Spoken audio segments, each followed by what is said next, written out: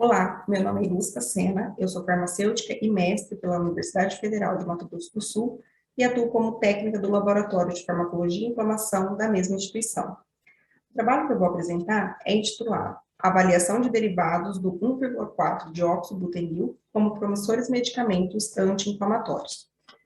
A inflamação é uma resposta do organismo frente a um agente infeccioso ou trauma tecidual, levando ao aumento de número de células inflamatórias no local afetado e passam a produzir mediadores inflamatórios capazes de amplificar essa resposta.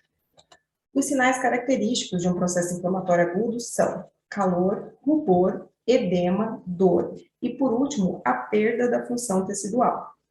Destes, a dor é o primeiro sinal a ser relatado por quem tem um processo inflamatório agudo instaurado, devido ao desconforto que este sinal causa, e os anti-inflamatórios não esteroidais são os fármacos indicados no tratamento da dor inflamatória, pois realizam a inibição não seletiva da enzima ciclooxigenase, como a COX-2, que é uma enzima inflamatória, reduzindo assim a síntese de prostaglandinas, mediadores que, entre outras funções, sensibilizam os nossos receptores e diminuem o limiar da dor.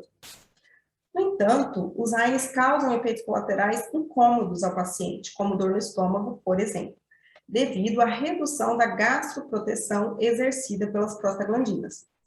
Um outro fármaco usado no tratamento da dor é a dipirona, com ação principalmente sobre COX-3, mas que apresenta uma baixa atividade anti-inflamatória. Sendo assim, sabendo que a dipirona é metabolizada em vivo, produzindo 4 metabólitos, incluindo o 4-aminodipirina, o objetivo deste trabalho foi avaliar as atividades anti-inflamatória e antiperalgésica de 4 compostos contendo os ativos 4-aminodipirina e 1,4-dioxobutenil, que são ácido maleico, maleimida, éster de maleimida e adulto de Diels-Alder. Para avaliação da atividade anti-inflamatória, foram realizados os ensaios de peritonite e edema de pata. 1 hora após os tratamentos descritos, os animais receberam a injeção de carragenina 1% via intraperitoneal para avaliação do influxo leucocitário. Após 4 horas, foi realizada a eutanásia dos animais para coleta do lavado peritoneal e contagem total e diferencial de células em câmara de Neubauer. Na avaliação do edema de pata, a injeção de carragenina foi feita via intraplantar e a progressão do edema foi avaliada de 30 a 240 minutos. Ao final, o edema de pata foi determinado pela diferença de volume entre as patas. Para avaliação da atividade anti-hiperalgésica, foram realizados os ensaios de formalina e de contorção abdominal. 1 hora após os tratamentos descritos, os animais receberam a injeção de ácido acético a 0,6%, via intraperitoneal, e o número de contorção abdominal foi registrado por um período de 30 minutos.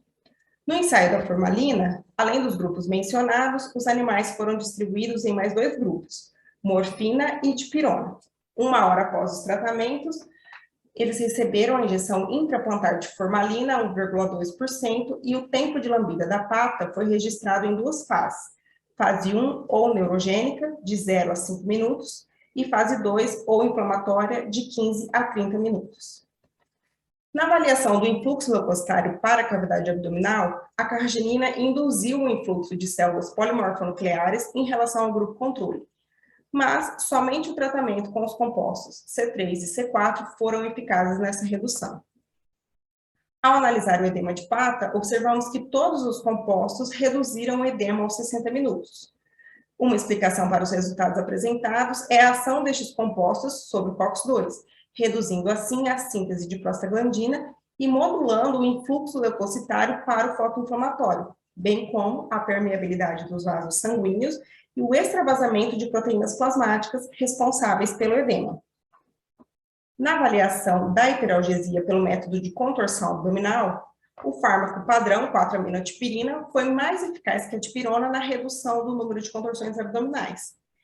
E somente o análogo 1 apresentou efeito semelhante.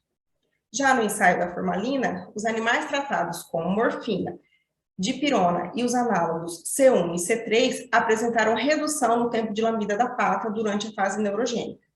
Na fase inflamatória, tratamento com morfina, 4-aminodipirina e os análogos de C1 a C4 foram eficazes. Assim, é possível que os compostos analisados atuem por bloqueio da atividade de COX-2, como já mencionado, ou ainda por reduzir a secreção de serotonina, bradicinina e ou citocinas hiperalgésicas, como, por exemplo, TNF-alfa e IL-1-beta. Assim, concluímos que os compostos ácido maleico, maleimida, éster de maleimida e adulto de Diels-Alder apresentaram atividades anti-inflamatória e anti-hiperalgésica e representam candidatos a fármacos promissores no tratamento da dor inflamatória.